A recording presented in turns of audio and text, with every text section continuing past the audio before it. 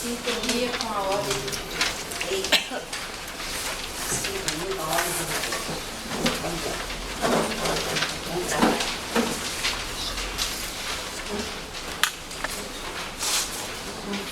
Esse aqui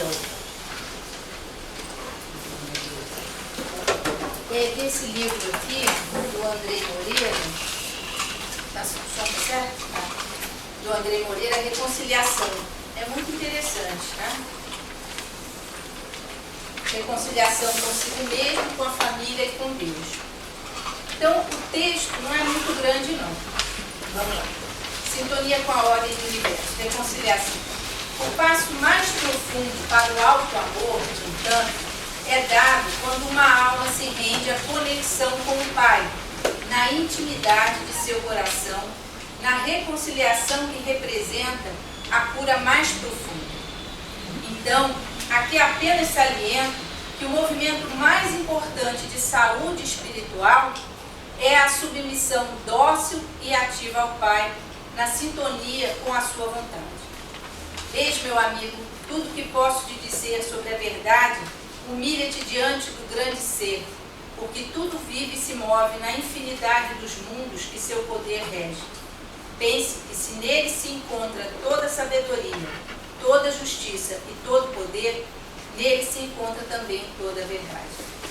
A grande frase da saúde foi ofertada por Jesus no Sermão da Montanha, quando nos ensinou: seja feita, Senhor, a sua vontade.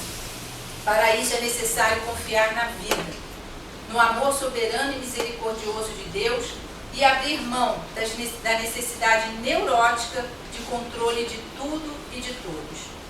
Não necessitamos ter controle das pessoas, das circunstâncias e realidades. A impermanência é lei da vida e tudo muda a todo instante, seguindo um fluxo de afinidade e de sintonia no ritmo da ordem universal. O que a vida pede é centramento, autoconhecimento e conexão profunda com o coração e com o alto para sentir e intuir a cada lance da jornada o que é necessário, justo e leal à nossa essência e aos nossos compromissos e deveres, e diante do percebido, agir amorosamente. Essa percepção se dá aos poucos, à medida que caminhamos na vida, sobre a inspiração daqueles que nos amam e que, do mais alto, nos tutelam os passos, guardando que nossas experiências nos conduzam ao conhecimento racional e afetivo da lei. Para isso, é necessário paciência. Na noite escura, o farol só ilumina 200 metros da estrada e somente ao caminhar naquele espaço os outros 200 metros se descortinam a percepção. De pouco a pouco o caminho se forma e a jornada é delineada e concluída. Quando o espírito se rende à guiança do Pai em si, se desdobra um universo rico e desconhecido de abundância e de força que inicialmente causa medo, mas à medida que prossegue, enche o ser de alegria e grandeza. Ensina-nos Osmo. Osmo nasceu na Índia e ele, na realidade, ele tem todo um estudo sobre uma melhoria espiritual, do ponto de vista não espírita, né? E ele diz que o que Deus espera de nós é a vontade que nós trabalhemos. A vontade dele é que nós estejamos sempre trabalhando. Então, ensina-nos Osmo, disse que, mesmo antes de um rio cair no oceano, ele treme de medo. Ele olha para trás, para toda a jornada, os cumes e as montanhas, o longo caminho sinuoso através dos povoados e vê à sua frente um oceano tão vasto que entrar nele nada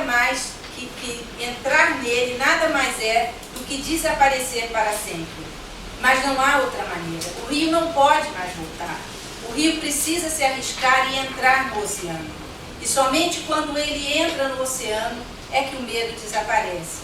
Porque apenas então o rio saberá que não se trata de desaparecer no oceano, mas de tornar-se oceano. Por um lado é desaparecimento, por outro é renascimento. E assim somos nós.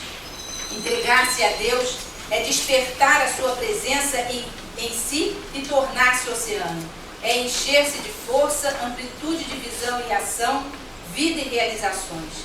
É fazer brilhar a sua luz, não reduz ou limita a expressão do ser, apenas amplia e expande.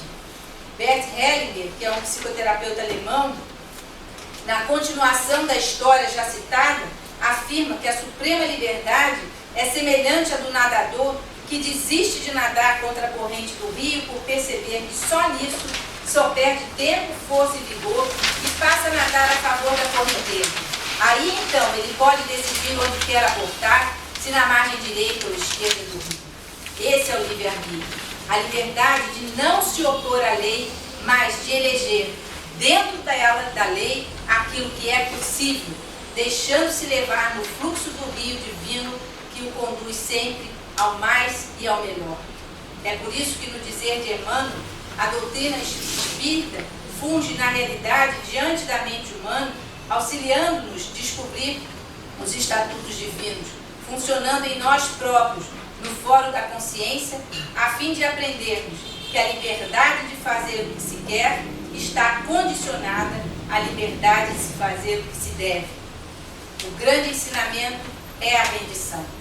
Ceder teu controle e deixar que o todo te arrebate para onde quer que deseje levar-te. Não nades contra a corrente. Deixa-te ir com o rio. Torna-te o rio e o rio já está indo para o mar. Este é o grande ensinamento.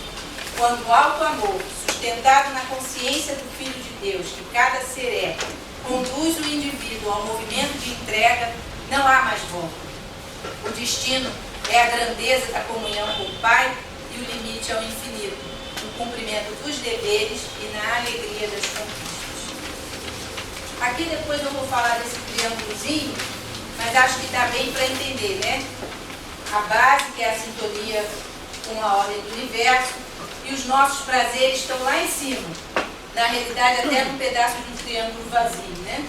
A gente vê que o que alimenta a nossa alma não são nossos prazeres e as nossas satisfações, né? O que alimenta a nossa alma é o autocuidado, o auto-perdão. E aí vai, as responsabilidades com os deveres, que são os nossos compromissos, o homem conhecendo a si mesmo, que é o autoconhecimento e o contato com o coração, e por fim, a sintonia com o universo, quando a gente mergulha nesse oceano e faz e se deixa levar pela vontade de Deus. E aí eu vou tentar ser breve, né? Quando a gente fala em auto-amor, às vezes a gente confunde com duas outras coisas. Uma coisa chamada autoestima e amor próprio, né? Autoestima e amor próprio são coisas que a gente usa muito no nosso dia a dia. E geralmente a autoestima é uma coisa muito externa, né? Muito ligada à nossa vaidade, à nossa aparência, de uma forma mais comum, mais vulgar, no sentido melhor da palavra. E o auto-amor, o amor próprio, né? A gente vincula muitas vezes, vou botar o óculos de longe que eu não estou enxergando ninguém. A gente vincula muitas vezes o auto-amor, o amor próprio, aquela coisa do orgulho, né? Não submeter o outro, você tem que ter amor próprio, você tem que fazer aquilo que você quer, você não pode submeter. Mas o auto-amor que ele está falando aqui não tem nada a ver com essas duas realidades, né? Muito diferentes, que são coisas que na realidade são muito superficiais. Tanto a autoestima quanto o amor próprio. Ele fala de um amor por nós mesmos, né? E aí quando ele fala com esse amor de nós mesmos, ele pensa, quando eu procuro esse auto-amor, eu estou buscando uma felicidade, eu estou buscando uma realização, mas que no fundo, eu acho que vai ser através de prazeres e satisfações. Quando na realidade a gente vê que todo esse processo de realização, de felicidade, vai vir muito mais com o compromisso e com o dever. E aí às vezes é difícil a gente entender isso. Então eu vou dar uns exemplos curtos, né? Por exemplo, se a gente pensa aqui, exemplos simples, de cumprir o dever, fazer sacrifícios e ter uma grande realização e felicidade no final. Uma coisa banal, dieta. Olhei? Não foi para você. Não olhei para você, não olhei para o Deus, para o dia anterior. O dieta, com o Roberto, olhei para o Roberto. Ele olhou para mim e falou, dieta, né? A gente faz uma dieta. Né? Pensa, puxa, é um sacrifício, não é? Quem tem o hábito da comida, quem tem aquele hábito cultural, que o alimentar é cultural, muito ligado à nossa ansiedade, mas quando a pessoa consegue aquele sacrifício, consegue passar por aquilo e atingir a meta dela, que é chegar a uns quilinhos a menos, entrar no vestido, ter um pouco mais de saúde, controlar o diabetes, a sensação de realização, de felicidade, de ter superado uma dificuldade, de ter conseguido se vencer, é muito importante. Se eu for dar um exemplo mais à frente, estudar, eu vou entrar numa faculdade, eu vou ter um sacrifício, eu vou ter obrigações, eu vou ter deveres, né? Eu vou deixar de ir várias vezes sábado e domingo sair, eu vou poder toda hora ir à praia, eu vou ter que estudar, eu vou ter que fazer minhas provas, eu vou ter que fazer trabalhos, enfim. Eu vou indo superando as minhas... Vou ter deveres, vários sacrifícios e deveres ao longo daquele processo, até que eu me forme. E ao me formar, a realização, a satisfação é muito importante. Aquela felicidade ninguém me tira, é minha. Criar um filho, a mesma coisa. Quantos sacrifícios, quantos deveres, quantos compromissos no meio disso. Mas quando esse filho cresce, esse filho se torna um homem de bem, esse filho ganha vida, você se sente extremamente realizado e feliz. Então a gente começa a entender que compromissos e deveres acabam levando a realizações e a felicidade, quando a gente na realidade associa sempre a felicidade com os prazeres e as coisas mais superficiais. Quando a gente fala do espírito, não é diferente. Né? Quando a gente fala do espírito, da evolução espiritual, não é nada diferente. Eu tenho compromissos, eu tenho deveres, né? Compromissos e deveres esses que no fundo eu percebo no meu caminhar e nas minhas dificuldades, eu percebo que eu devo realmente fazer e aquilo que eu talvez quero fazer, né? Aquilo que eu talvez pense que vai ser mais fácil fazer. Aquilo que não vai me dar tanto sacrifício fazer. E aí, na maioria das vezes, a gente opta pela solução mais fácil. E a gente acaba não conseguindo aquela felicidade, aquele sentimento de realização, aquele sentimento de valia interior, aquele sentimento de se ver potencialmente crescendo, que é, na realidade, o nutrir o auto-amor, né? Mas tudo isso passa por uma coisa. Quando a gente passa na dificuldade da vida, a gente, na realidade, às vezes tem a sensação de querer desistir. Né? Quando a gente lê agora esse livro que a Sara mandou ler, A Renúncia, né? A gente vê que a vida da mulher é uma desgraça do início ao fim. Mas ela tem o que eu achei interessante. Eu, às vezes, a história em si, às vezes, não coisa, mas certas coisas, né?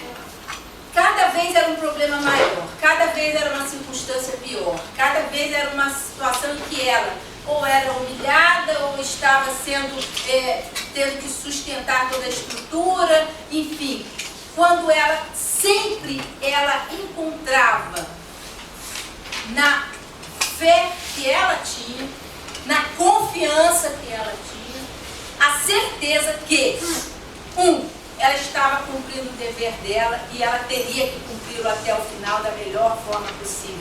Porque ela confiava que se aquilo caiu na vida dela, era para ela solucionar da melhor forma que ela pudesse fazer.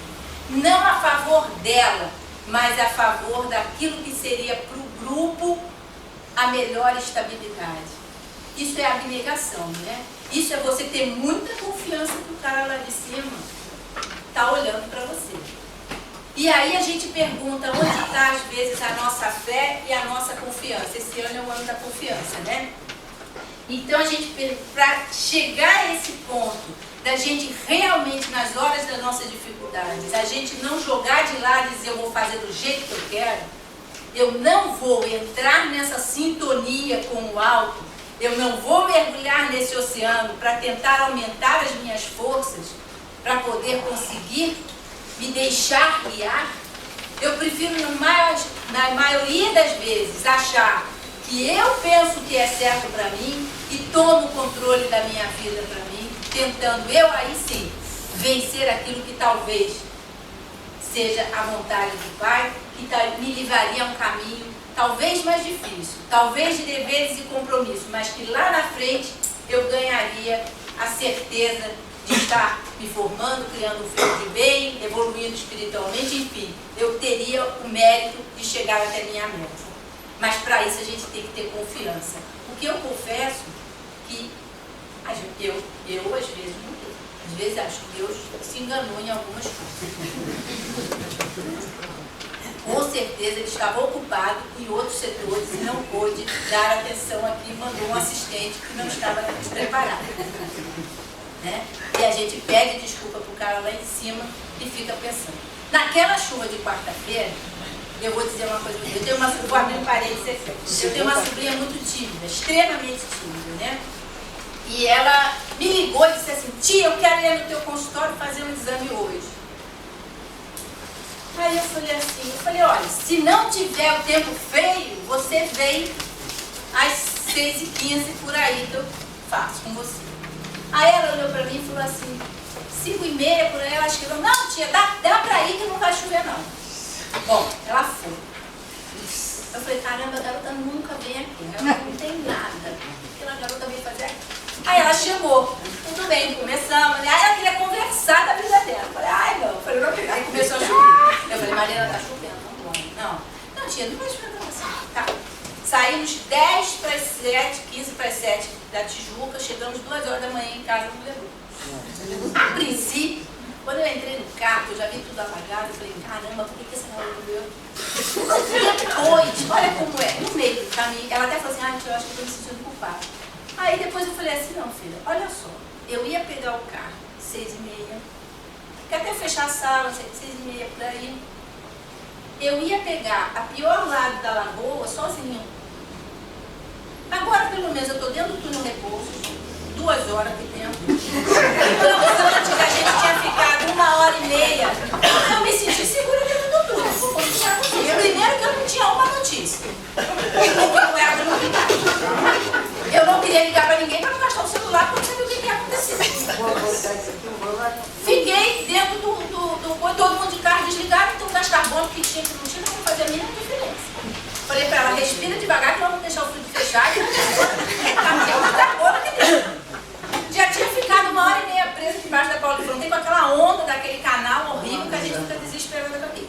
Depois ficamos mais 1h30 em cima daquele viaduto da obra do berço. Olha, até na calçada lá em Ipanema, onde o pessoal anda para fazer caminhada, eu andei com o carro. Não sei nem como, mas quando o mundo estava indo, eu falei para ela, vamos também, se está todo mundo indo, vamos também.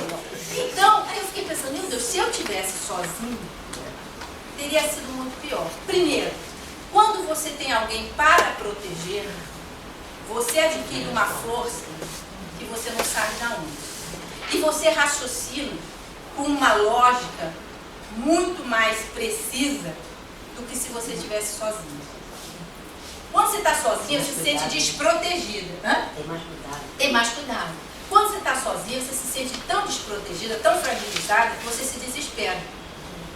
Aí no meio daquela, tantas horas e ali, vamos para cá, eu falei, cara, agora você pode falar dos seus problemas todos. Problema, tempo não vai faltar mais problema, porque vai ter aqui até chegar lá. Mas nós fomos conversando, eu falei para ela, você tá vendo como foi bom? Eu falei, eu não sei quem te incluiu a vir aqui para fazer um exame que não deu nada, normal, entendeu? E eu falei, mas minha filha, pelo menos você me fez companhia, nós chegamos juntas, eu me senti mais centrada, porque das outras vezes eu chegava na garagem do meu prédio, que eu não conseguia nem sair do carro, o porteiro só vai sair, eu falei, meu filho tem perna para sair, me acalmar para sair, porque é horrível, a sensação realmente é horrível, mas você vê, a gente às vezes tem que sair desse controle, sabe? Depois que eu li a Alcione, no livro, eu vou dizer uma coisa, Não, Alcione. O nome dela é Alcione. No meu livro é Alcione. Eu li Alcione, as 300 páginas lá de Alcione. E falavam bastante da Alcione. Então, mas seja lá quem for, quando eu li aquela história, eu fiquei pensando, falei, meu Deus do céu, sou uma princesa. Tudo bem, aquilo, não sei nem se aquilo é real ou não, mas deve ser, né? Porque quando eu estava lá, né? Eu fiquei pensando, falei, meu Deus, como é que a pessoa, sabe, vida está toda ruim, todo mundo traindo a mulher, todo mundo ruim. E a pessoa, na hora que ela se sintonizava, ela sentia uma força e vinha uma criatividade, que ela conseguia arrumar soluções e uma felicidade de enfrentar aquelas soluções, que é um pouco surreal. Realmente ela é um espírito que não é daqui, com certeza. Ela já a gente desconta um pouco pra gente, ela já é de outro setor, né?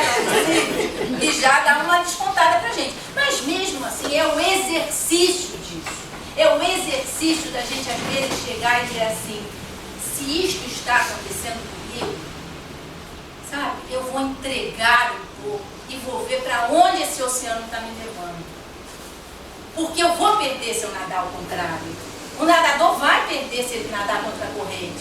Mas se ele se levar pela corrente, ele dentro daquele espaço, como ele diz, o livre-arbítrio, dentro daquilo que posso fazer, é uma ilusão o livre-arbítrio, né? Eu acho, a gente leu lá em cima, mas não é uma ilusão. É um setor fechado. Vocês têm aqui para escolher. É o livre-arbítrio de vocês. No preto e no branco é. Quem sair para lá sabe que não vai se dar tão bem. Quer se dar bem, escolhe por aqui. Né? É mais ou menos isso. No preto e no branco é. Então, essa sensação de que eu posso, se eu me mergulhar nesse oceano, eu me deixar levar, eu vou começar a perceber que uma série de situações, de ajuda, de oportunidades, de ideias vão começar a surgir. E principalmente uma coisa que chama serenidade. Para enfrentar uma dificuldade é preciso ter serenidade. Senão a gente não descobre as saídas. A gente não sai daquilo que fica marcando passo.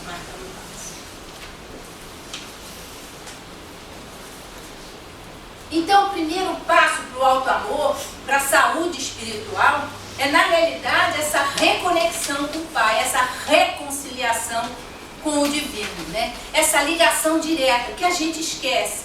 Não é aquela oração rápida, não é aquela coisa de, eu fiz a minha, porque a gente só pede, né? Não, é aquela entrega. Eu estou passando por isso, eu tenho que passar por isso, então vamos. Por onde que eu tenho que ir? Me ajuda para eu saber por onde eu tenho que ir. Eu estou enfrentando uma doença? Pois bem, me ajuda a me colocar nas mãos dos melhores médicos e que eu tenha disciplina de fazer o que eu preciso fazer, né? Que eu tenha disciplina de seguir as orientações do médico. Se a coisa estiver errada, que eu seja incluída para ir para outro lugar. Quem sabe aquela ajuda vai vir de algum amigo que de repente me solta uma frase no meio do caminho, que é a solução de uma série de coisas para mim que podem me ajudar. Uma série de avisos que os amigos espirituais colocam no nosso caminho. A gente não vê. É difícil ser dócil, né? Eu também não sou. Mas eu estou tentando. Eu digo a vocês, com fé, eu estou tentando. Porque eu acho que é um exercício. Nós somos condicionados, altamente condicionados. Eu li, e agora não foi nesse livro, não me lembro que livro que eu li, que uma coisa, evoluir é desaprender.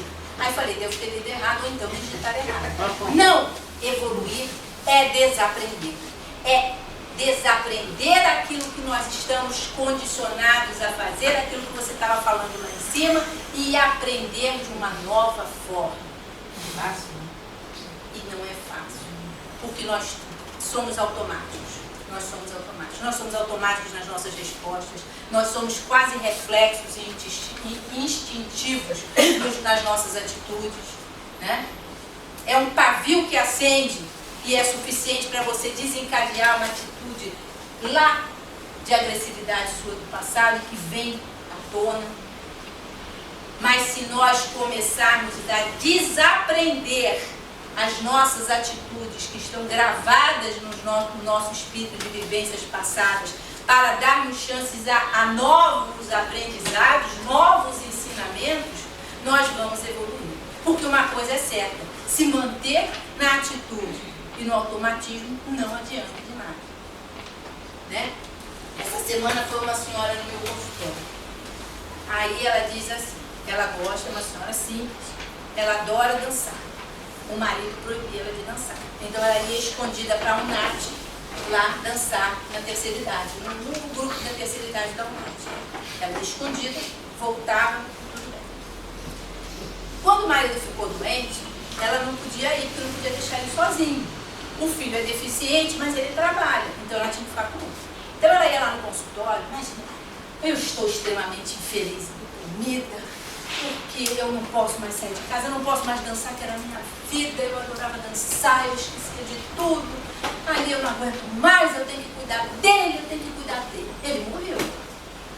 Morreu tem mais de um ano, quase que ele morreu.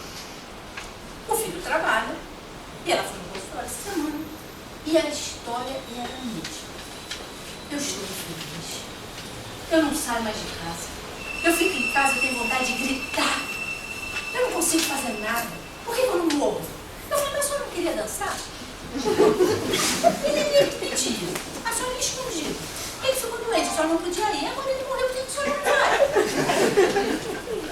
Olha como a gente arruma o problema. O automatismo dela é sofrer. Ela se condicionou a sofrer. E ela não quer sair daquela posição. Tem uma filha rica e um filho pobre. Aí eu perguntei para ela, na casa da filha rica, a senhora tem vontade de brincar quando fica sozinha? Não. Na casa sua filha. Não come, não como nada. Na casa da sua filha rica, a senhora come? Ah, como uma delícia. Por que a senhora não come na sua? Não é doença, porque a senhora come lá. 3 vezes na semana a senhora come, 4 vezes a senhora não come. Ah, porque lá tem uma mesa bonita. Eu falei, mas a senhora tem que ter toalhas na sua gaveta. Eu falei, só come e come. A minha mesa eu pego o pano de prato que eu estou limpando, bota ali. Eu falei, por que você não faz uma mesa bonita para a senhora? Então a gente se condiciona a viver mal, a viver nos problemas, a viver reclamando, a viver na mesmice e não sai. Não sai porque vai dar trabalho, não sai porque eu vou mudar, não sai porque eu vou ter que desaprender a fazer aquilo que eu faço automaticamente. E principalmente, eu vou assumir novos compromissos. A partir do momento que eu saio e mudo, eu cresço. E a partir do momento que eu cresço, eu tenho novos desafios. Mas a vida é exatamente isso. É como a gente. A gente vai crescendo, vai entrando na faculdade, um dia a casa, são novos compromissos. Vem os filhos, vem os netos, são novos compromissos. A vida está seguindo. Mas a gente fica parado e reclama. E reclama, e reclama, né? E aqui nós vemos aqui, é uma ilusão nós acharmos que nós é que vamos conseguir sozinhos essa felicidade, que nós sabemos o que é melhor que para nós. Não é. E aqui no livro lá da Alcione, sei lá, toda vez que fugimos ao desígnio sagrado de Deus, olha, eu li essa frase várias vezes. Toda vez que fugimos aos desígnios sagrados de Deus, entramos no labirinto de indecisão e de amargura. Nós hoje vemos a grande maioria das pessoas deprimidas, infelizes, tomando remédios para ficarem mais felizes, para se sentirem mais realizadas. Na grande maioria, na realidade, elas não estão no caminho e na direção que traria a elas uma sensação de conforto, de felicidade, de realização, mesmo diante da desgraça que elas poderiam estar vivendo. Essa é a diferença. Você vê pessoas que às vezes têm tudo. Tem instrução, tem conhecimento, tem estrutura, tem família, tem dinheiro, tem tudo. Extremamente infelizes. Não conseguem perceber e dar valor a nada, seja material ou não, da relação que elas vivem. E aí é a frustração imensa. E a busca sempre de algo, a busca sempre de algo, a busca sempre de algo, né? Como nós somos indecisos, como nós somos insatisfeitos, frustrados e infelizes. É uma regra. Nossa sociedade é extremamente frustrada. Até porque ela não sabe o que ela quer. Então ela se frustra do nada. Você não conversa com nada contra os jovens, porque nós, como jovens, tivemos os mesmos sentimentos. Mas hoje, quando eu converso com uma garotada mais nova, que você vê a revolta dela diante de certas coisas, você fica pensando, mas o que você quer fazer na vida? Não, mas não é isso que eu estou falando. Eu falei, não, minha filha, é isso que a gente está falando. O que você quer fazer da sua vida? Não interessa o que seu pai, sua mãe falou. Na sua vida, você quer fazer o que da sua vida? Não, mas a questão não é esta, eu estou falando da minha mãe. Eu falei, não. Você já anda, tem 18 anos, você agora é você, vamos lá. Assumir responsabilidade. Assumir responsabilidade até por cuidar do nosso corpo, da nossa saúde, é nossa responsabilidade. Né? E aqui ele diz assim, ela mesma naquele livro ela diz, a felicidade tem base no dever cumprido. Toda vez que cumprimos com o nosso dever, é a sensação de realização, né? Mas a gente tem aquele trauma. Se Deus gosta que a gente trabalhe, a gente acha que o trabalho é chato, o trabalho custa, o trabalho é ruim. Nunca me esqueço que eu tinha uma psicóloga que todo mundo conhece, que é a Silvia. Fui uma vez, ela era, como é aquele negócio que a Silvia ela é espírita, mas não é budista, não, é aquele negócio, né? Vamos combinar que ele tinha um negócio que ficava lá 1h30 cantando um mantra. Era uma religião, uma seita lá, cantava um mantra. Eu fui. Falei, pai, mas no chão não dá, eu vou ficar uma hora e meia no chão, vou sentar pra ter. Fiquei. Realmente, gente, foi muito interessante. Porque durante aquele negócio do mantra, eu não sabia cantar lá do jeito, você vai aprendendo, vai falando do jeito que você sabe. Eu me lembrei muito de um médico que eu gostava muito, que foi o Dr. Nelson Botelho Reis, que aqui até me mandou uma psicografia uma vez, assinada por ele, e eu gostava muito dele. E eu comecei a lembrar dele, não sei porquê, comecei a lembrar dele, ele já tinha morrido há muito tempo. E aí no final a Silvia me levou e falou assim, Nélio, vamos ali que eu vou te apresentar a dirigente do trabalho, que coordenou o trabalho, que estava cantando lá na frente. Como vai, senhora? Prazer, não sei o quê. Você precisa fazer um SEBA. Eu falei, eu não sei nem o que é isso. Você trabalha. Eu falei, tô fora. Eu falei, não me peça trabalho. Na época eu trabalhava aqui, eu falei, não me peça trabalho, não vou trabalhar. E conversa vai, conversa vem. Aquela senhora era filha de Dr. Nelson Botelho. Olha que coincidência, né? Não era uma coincidência, eu fui lá naquele dia para lembrar dele. Com certeza e relembrar, ele estava lá. Mas tudo na vida é um trabalho. O trabalho não precisa obrigatoriamente ser doído e sofrido. Né? Vocês vão dizer, mas você não trabalha aqui. Com certeza eu não trabalho aqui. Mas o que a gente faz de atendimento, a gente pode fazer dentro das casas da gente, no trabalho da gente, de atendimento fraterno, de paciência, de trabalho com o outro. Né? E a gente aprende muito quando começa a trabalhar com o outro, quando ouve o outro. A gente aprende demais. Mas precisa entender e ter a confiança que às vezes a desgraça que o outro está contando é para você. Para te fazer pensar. E aí a gente vai mudando, né? Emmanuel diz o seguinte sobre o livre-arbítrio, sobre a importância do nosso dever e dos nossos compromissos. A liberdade de fazer o que se quer está condicionada à liberdade de se fazer o que se deve. Portanto, eu posso ser livre, ter o livre-arbítrio e escolher dentro daquilo que eu devo fazer o que eu quero fazer. E aí o funil é menor, estreito. Liberdade não de se opor à lei, mas de eleger dentro da lei aquilo que é possível. Isso é saúde espiritual. Isso é auto-amor.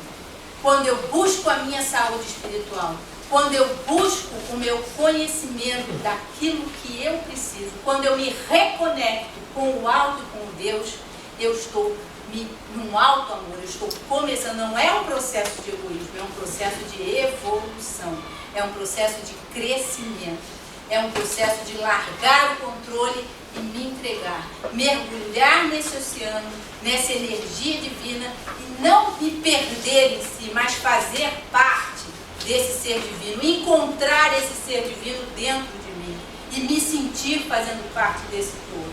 E aí sim, a gente vai perceber o nosso caminho, a nossa estrada, vai perceber com muito mais segurança até onde a gente vai. No final do livro eu vou contar para vocês, já que vou estragar o filme, a única pessoa feliz no final da história foi a mulher que sofreu do início ao fim. Né? Céus vieram para recebê-la, óbvio que morreu, que é sempre assim nos livros espíritas, a gente morre, não tem graça, né? Todo livro espírita tem uns mortos de lá, uns mortos de cá, mas levaram ela e foi a única que teve no meio de todo o sofrimento e de todo o amor uma transformação. Uma coisa importante, ela, daquele amor que ela tinha, como ela diz, a importância de a gente às vezes ressignificar os nossos sentimentos facilita muito a nossa transformação. Nós nos agarramos às vezes em alguns conceitos, em algumas, como eu vou dizer, algumas definições do que é pra gente o amor, e a gente não aprende a mudar a direção desse amor. Se eu olho meu óculos por aqui é de um jeito, se eu olho ele por aqui é outro. Às vezes aquele mesmo sentimento, aquela mesma pessoa, se eu consigo modificar o ângulo que eu a vejo, eu consigo ressignificar o amor que eu tenho por ela e facilita muito a nossa vida. Vamos largar as rédeas, vamos ter fé. É um ano de confiança, né? É um ano de treino de fé. Eu acho que isso é muito importante. A gente precisa aprender a confiar. E se eu acredito naquilo que leio, se aquilo que eu leio para mim é uma verdade, eu devo então confiar e me entregar. Ela quer se entregar a um colchão que ela está morrendo de sono. Você está quase. Ou então está envolvida, que nem Dona Lúcia. Quase está envolvida. Né? Mas isso é importante, a gente se entregar, deixar e principalmente saber que esse processo de evolução é um alto amor, não é egoísmo. Muitas vezes as nossas atitudes vão desestabilizar aquele que mais amamos, como no caso dela, no livro, né? Ela, na atitude dela de se manter firme, eu ainda não cumpri os meus deveres como filha, né? Ela desestabilizou aquele que ela veio salvar, né? Ela encarnou por causa dele, mas era a responsabilidade dele assumir o compromisso dele e seguir. Não era ela. Ouçam, não somos nós que temos que largar o nosso caminho para salvar aqueles que nós amamos. Nós temos que orientar, mantendo-nos na nossa meta, orientar. E cada um terá o livre-arbítrio de escolher ou não o que quer fazer. Portanto, ela ressignificou o amor dela, mas não o tornou um amor de cobrança, um amor de posse, um amor de controle. Não assumiu o que era a responsabilidade do outro para ela. E se nós formos parar para pensar, como nós fazemos isso nas nossas vidas e nas nossas famílias, principalmente. Como a gente vive se desculpando de não conseguir fazer as coisas porque nós temos que ajudar o outro a entrar no caminho dele. Nós temos que apoiar e orientar o outro. Ele que aprenda a entrar no caminho dele, que assuma o dever e o compromisso que ele assumiu, para que ele consiga ser feliz, que ele também consiga desenvolver aquilo que é o amor por si mesmo. Vamos crescer. Esse ano é um ano que a gente cada vez mais precisa ter muita confiança, muita fé, que Deus está olhando por nós, até porque esta cidade está de cabeça para baixo. Então, a gente precisa ter muita confiança naquilo que a gente está numa sintonia, que a gente precisa se manter numa sintonia para a gente não desequilibrar. Desenvolvam um alto amor por vocês, meditem, rezem, pensem. Tão nervosos, tão desesperados, respira fundo, se conecta com o alto. Você vai sentir expandir em você a sensação de uma serenidade e vem junto. Não é a criatividade, mas as nossas potencialidades começam a surgir. O que eu posso fazer por mim, o que eu posso conseguir fazer. A minha força é muito maior quando eu estou aliada a esse poder divino. E é isso que a gente tem que pensar. Né? Esse poder é justiça, é sabedoria. Então, com certeza, ele sabe me guiar melhor do que eu mesmo na minha imaturidade espiritual. Que Deus nos abençoe. Graças a Deus que nos viveu. Deus,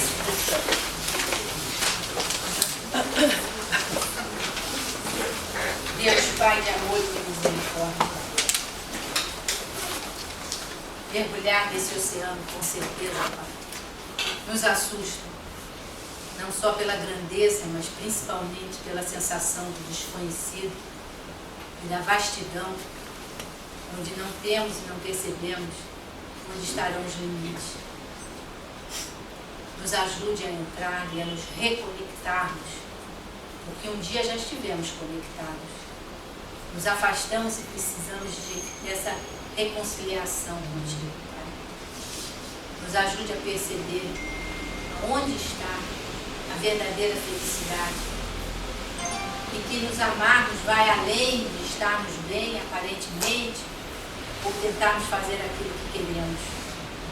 Que possamos ter a consciência que o dever, que os compromissos conosco mesmo são a nossa grande fonte de felicidade. Abençoe a todos nós, proteja a nossa cidade e proteja o ramo que está operando hoje, que tudo corra bem. Graças a Deus. Vamos para os passos.